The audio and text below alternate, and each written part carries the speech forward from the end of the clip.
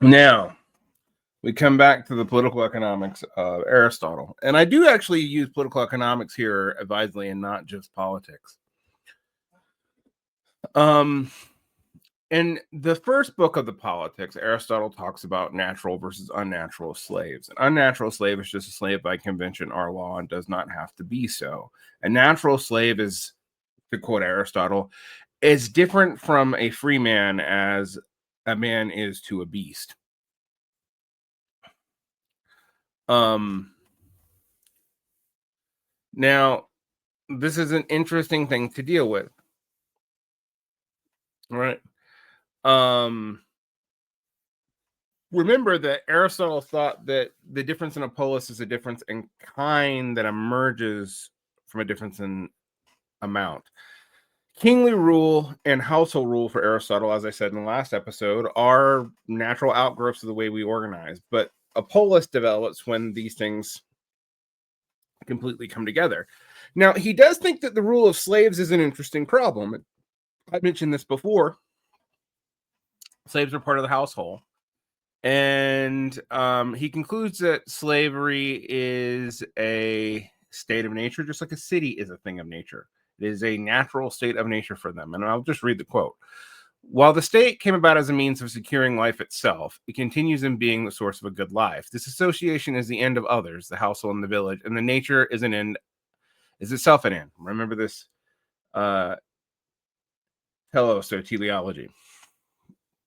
For whatever end is the end product of the coming into existence of any kind of object, whatever is called its nature, whatever its aim and in its perfection and self-sufficiency, autokoria or autarky, which again, no state is self-sufficient, which is an interesting problem for Aristotle, but we're not going to deal with that here. It is both an end and a perfection.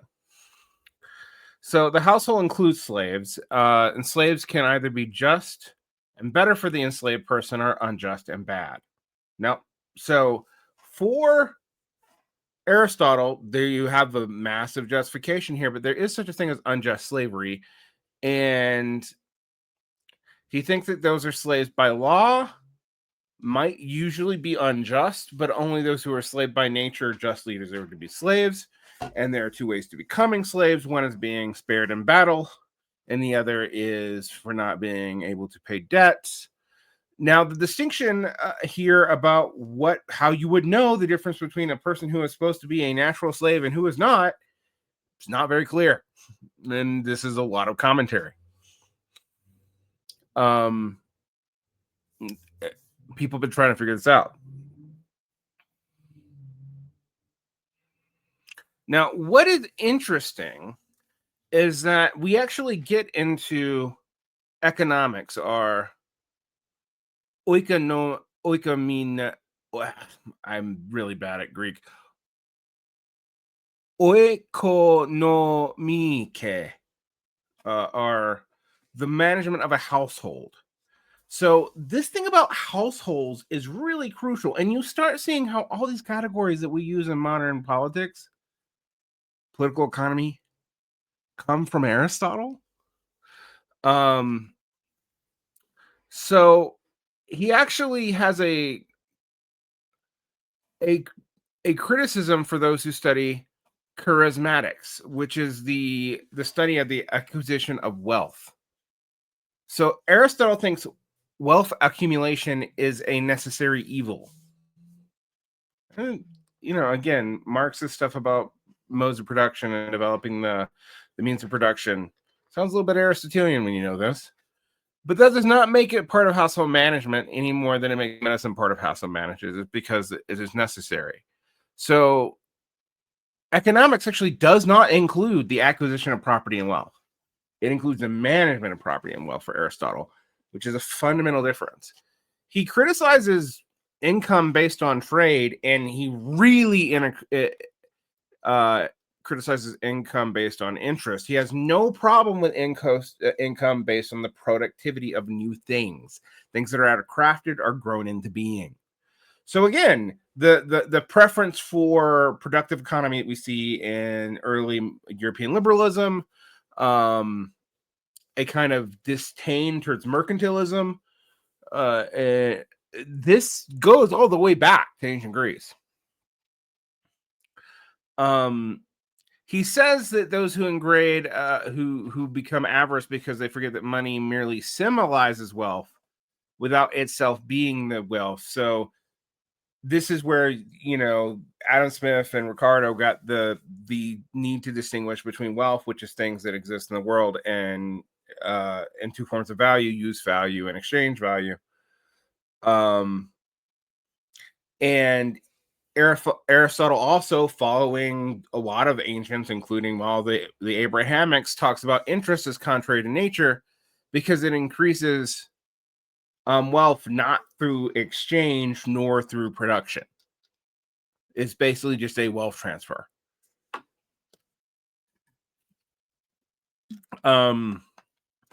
So Aristotle ends the book by saying the proper object of economics is running the household for the virtuous character of one's wife and children, not by focusing on the management of slaves, or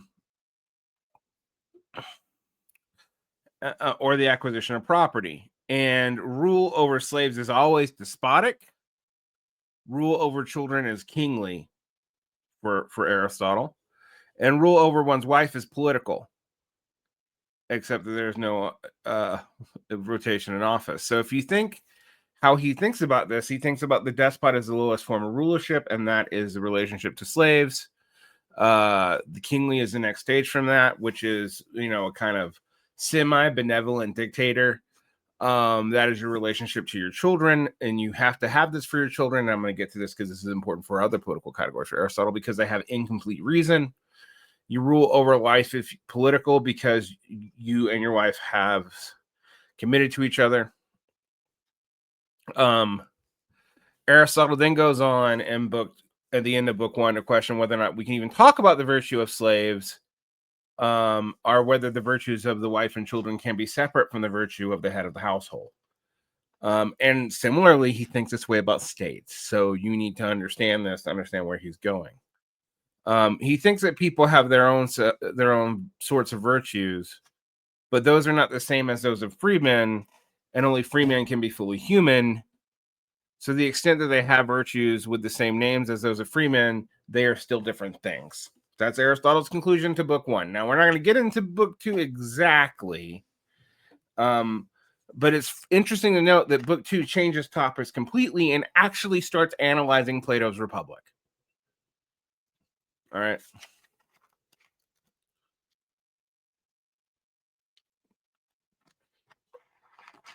Aristotle does, some of the first almost proto-capitalist, proto-bourgeois reasoning here.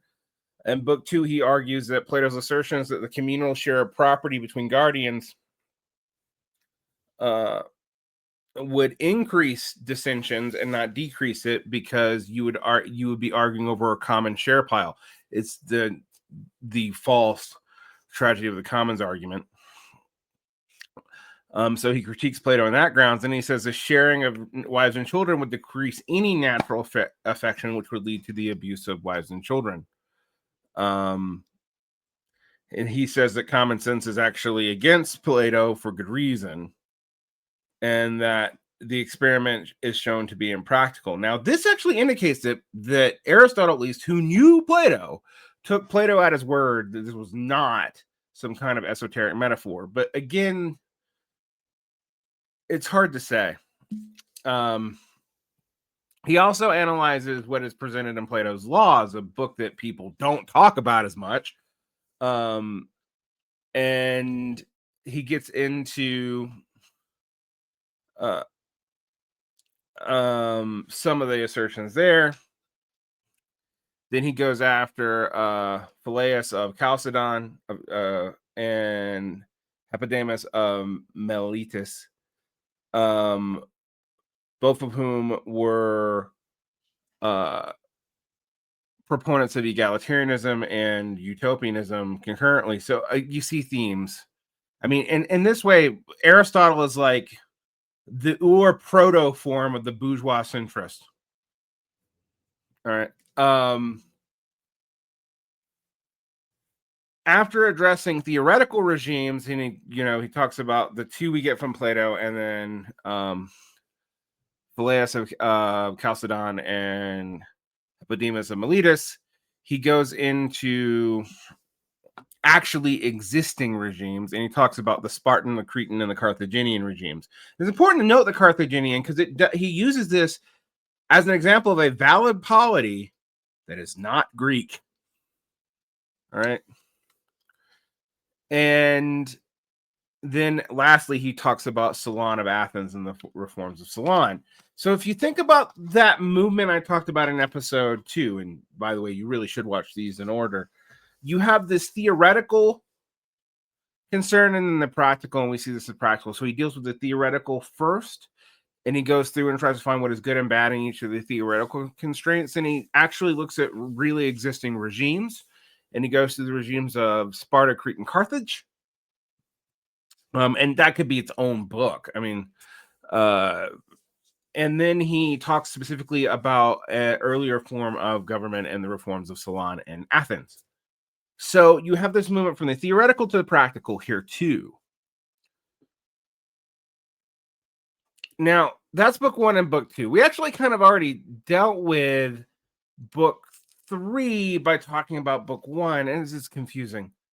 But this is where the varieties of constitution come from, and this is the most famous part of Aristotle. So if you think about what we did in book 1, we started off with discussions of the way a polis could emerge as a natural type, that it emerges with predecessory forms in both the household and the village, and that there are analogous rules in the household: the rule of slaves, which is despotic, the rule over children, which is kingly, and the rule over one's spouses, which is one's wives, our wife, which is political, because one has agreed to it. And this actually does weirdly mean that Aristotle does recognize some kind of equality in marriage, although, because remember, he said that political actors are equals.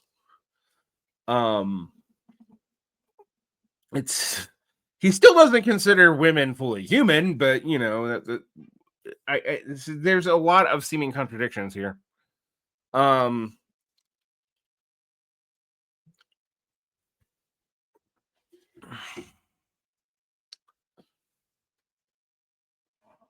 So then in book 3, he finally tries to figure out what the subject of political rule is. So Aristotle considers citizenship the subject of a polis and tries to figure out who counts as a citizen. So for Aristotle, like I said before, a citizen is anyone who is entitled to participate, whether they do or not, in office, deliberative or judicial. So if they can become a legislator or become a judge, they are a citizen.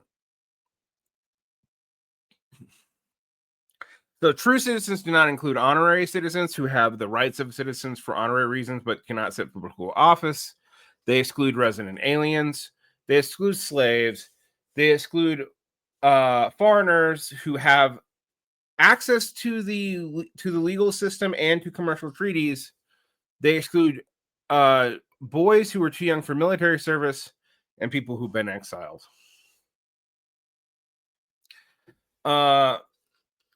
Also, Aristotle does not consider the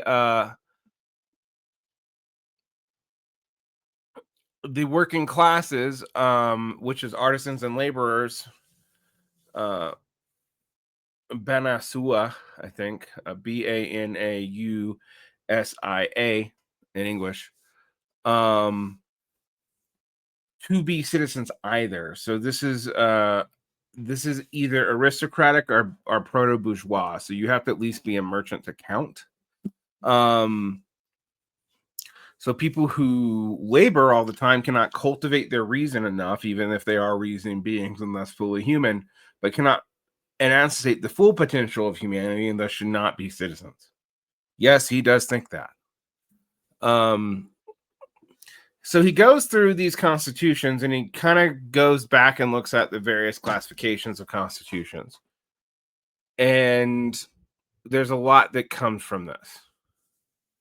So in the politics book Free, he has a six-fold classification system that he considers correct and then a deviant fold. So if you look at the kinds of rulers that can institute in a polis, you have a kingship, which is benevolent, which is a correct form. You have its deviant or degenerate form, which is tyranny or despotism, which I guess would be treating your subjects like their children if you're a king, or treating them like they're slaves if you're a tyrant. You have the correct form of full rulership, which is aristocracy, which is a rule by an elite, usually of warriors, hence eros, to battle. And its deviant form is the rule of a few to enrich themselves, which is oligarchy. And then you have many rulers, which is a polity, like a republic, or I forgot the other word he uses. It's not republic, but it would be a timocracy. And its bad form would be a democracy, which is ruled by the demos, which is what it is. I mean, the demos is all the people.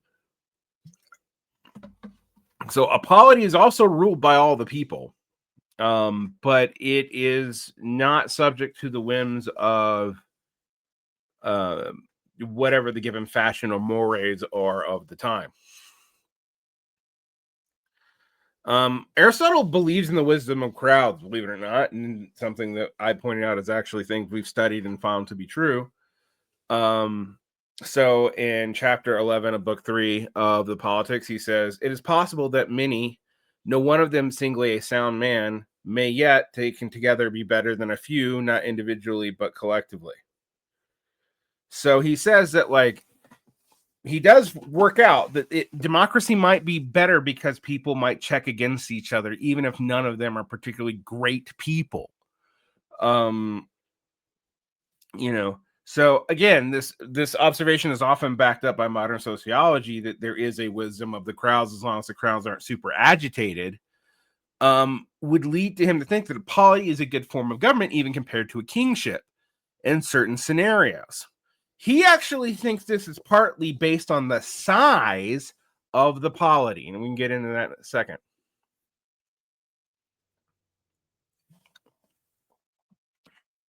All right. So, Aristotle actually argues against the idea, and this is something I actually kind of agree with him in, that we should only want the virtuous people to be given the reins of the state. Because he thinks law can't embrace those people and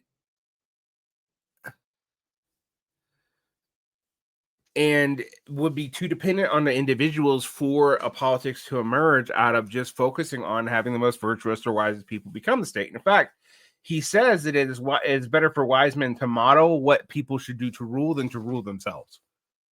All right.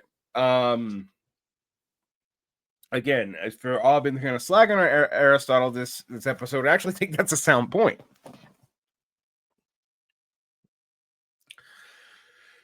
All right, he goes through his divisions of the state, and there's a lot of analysis there, and I can go into it a little more.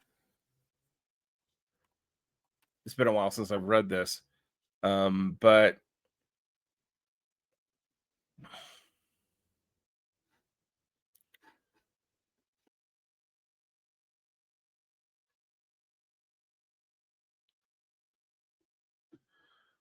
so he actually concludes that there are different types of each form of government. So for monarchy or royalty, there's absolute monarchy, which is a government of one for the common good, but he thinks this is really precarious. There's Lacedaemonian royalty, which is generalship for life, which can be either hereditary or elective. This is what he based off Sparta. He talked about barbarian royalty, which is hereditary but had willing subjects. And then he talks about a few other forms here. He talks about the royalty of heroic times, which is also hereditary but have willing subjects and often mythic. Then he talks about household royalty, which is rule of one man over his children, wife, and property, which we already talked about was based off of kingly authority. And he talked about that in book 1. Now, if you look at government of one in its degenerate form, he has barbarian, which is willing subjects and hereditary, but not effective. Asimnea, which is elected dictatorship with willing subjects, and an arbitrary rule for personal advantage, which is the worst form of tyranny, which would be, basically might mate's right. Then he talks about government of the few. He talks about absolute aristocracy, which is government of the best according to virtue alone. But we already talked about it. He thinks that this is precarious, that the wise and virtuous probably shouldn't be the rulers. A kind of elite republicanism where virtue and wealth and the people are considered. So it's rule with a kind of popular mandate, but only the virtuous and the wealthy are allowed to run. And then there is the last form, which is virtuous, where the people are considered, which will also be good. He has problems with oligarchy, particularly. He thinks it's bad for the poor to be unable to hold any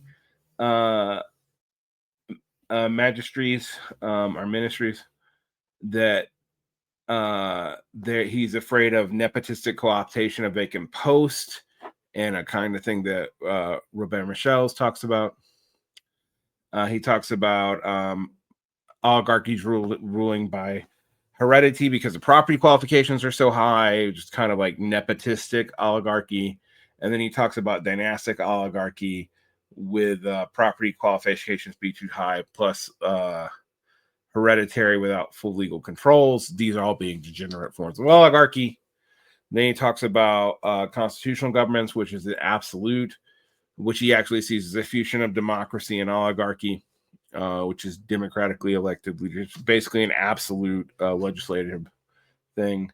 He talks about a good form of that, which is a combination of fines to the rich, then pays to the poor, and then has them both sit in the court. So he actually thinks that the poor should be represented in courts, and that there should be kind of, he calls them fines, but basically kind of semi-progressive taxation system is actually good for him. He also thinks small property qualifications for the poor and high ones for the rich are good. So he does think that, he does think he's talking about poor here, but he's not talking about laborers or the proletariat. That's important because he's just talking about small property holders. And that a combination of elective and non-elective offices with no property qualifications could be acceptable. He does not want egalitarian democracy, as we already went through. He also theoretically attacks egalitarianism, both in Plato and in two other thinkers. He thinks qualified citizens share in government under sovereignty of the law. All citizens are admitted to magistracies under the sovereignty and under sovereignty of the multitude, decree and supreme above the law. So he has a problem with the fact that the legislature could invalidate laws that were made in virtuous order, because he basically sees the hoi polloi as dangerous.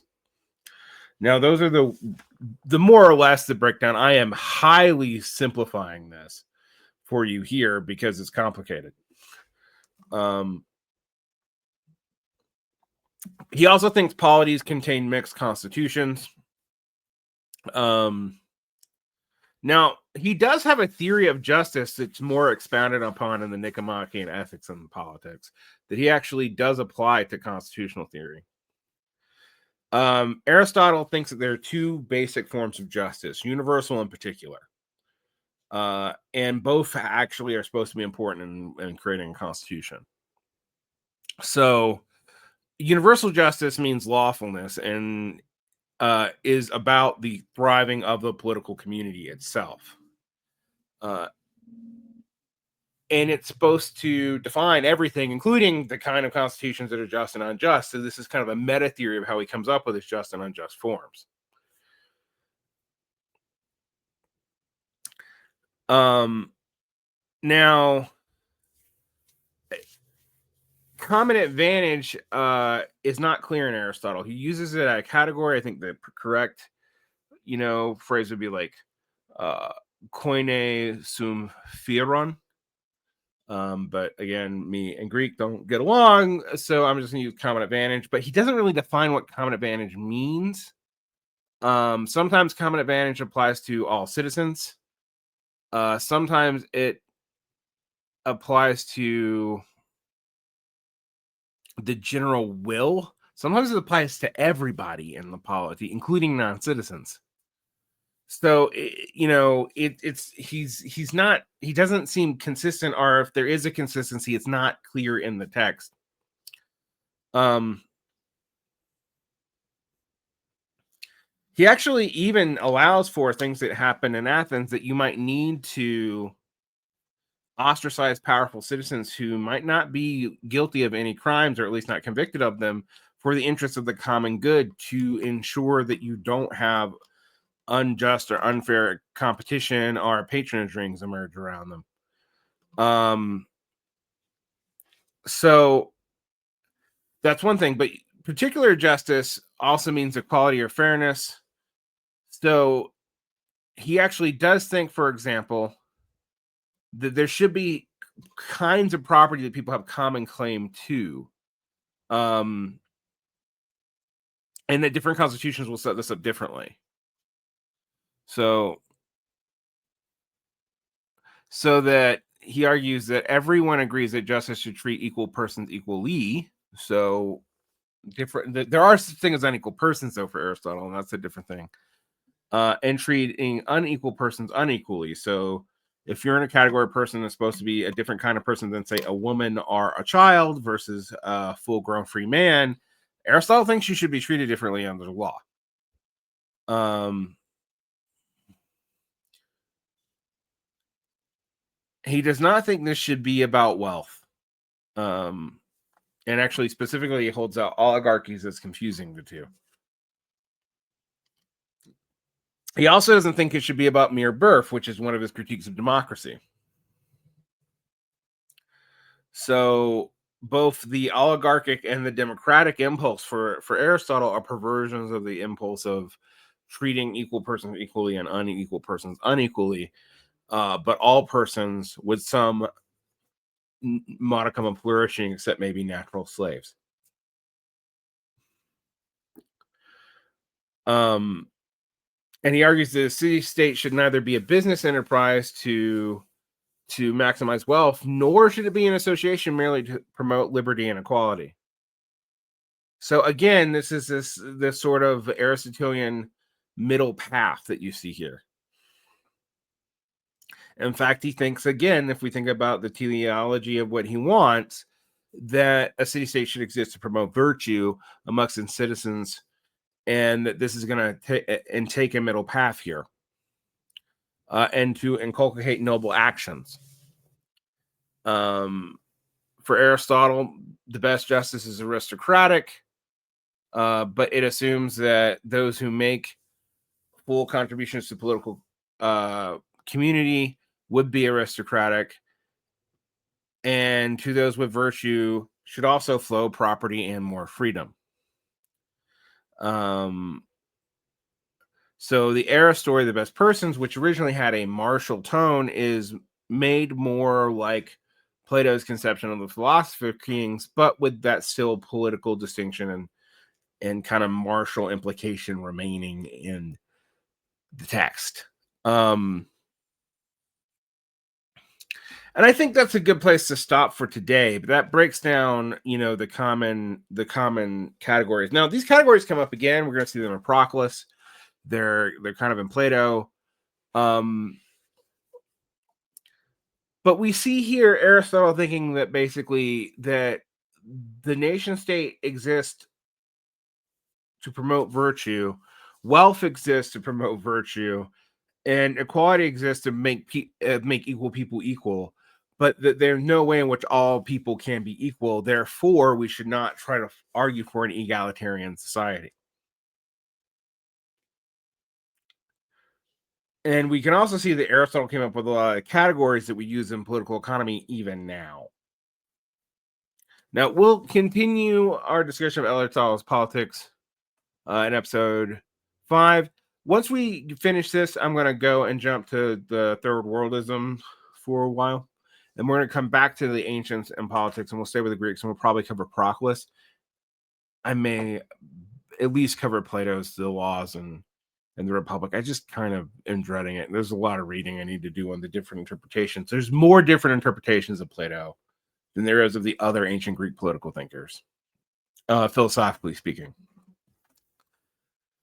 We also shouldn't assume that Aristotle invented all these categories. I mean, he may just be using them, but that he is a primary thinker that, like, the Renaissance and early modern thinkers got their categories from. And it's just important to know when we think about this in the future. And on that, protect your peace. Like and subscribe. Hit the bell. There'll be more like this coming, and take care. Oh, yeah, there's Patreon. You join for as little as $4.